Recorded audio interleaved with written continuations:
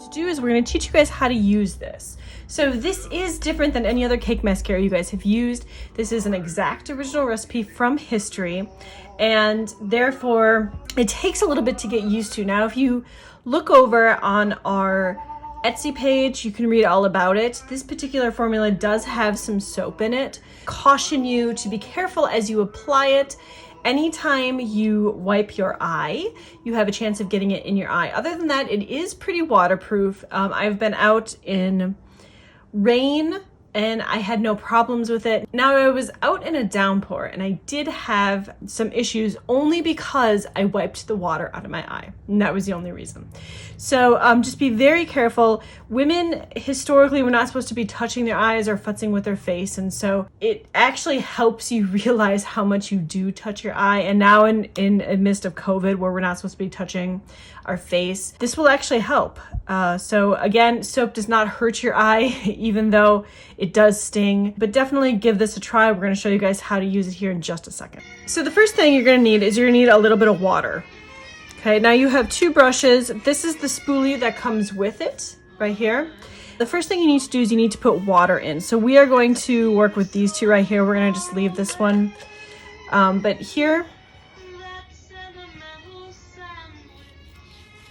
I bend the spoolies just to make them work a little bit better.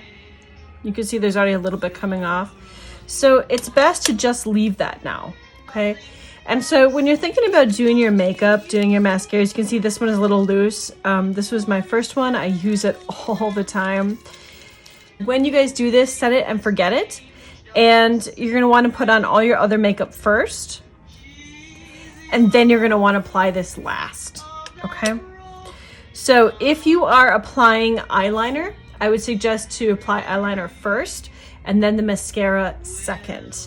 I use it with our powdered historical kohl in the shop, but it is best to apply the kohl first and then the mascara second. Now, this mascara can also be used for your eyebrows as well. So if you want to darken your eyebrows, you could definitely try this, and this will wash out. So it's not like you have to worry about staying on. It doesn't flake. Depending on how many coats you put on, you can put as many coats as you want on, and you can get a lot of different looks for a lot of different time periods.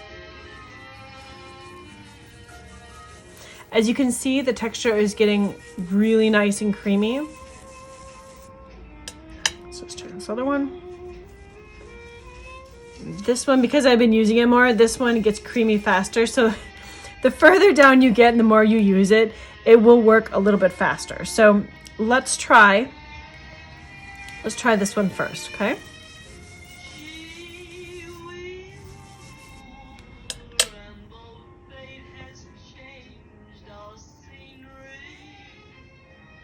Check that out.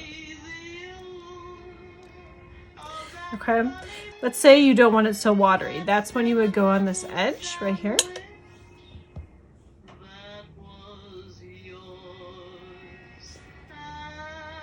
You can see the difference.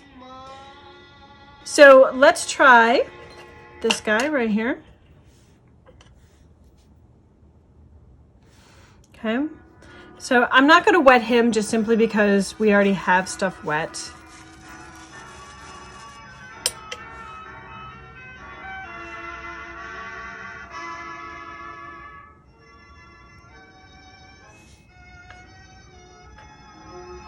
Okay, and let's try him a little bit wetter.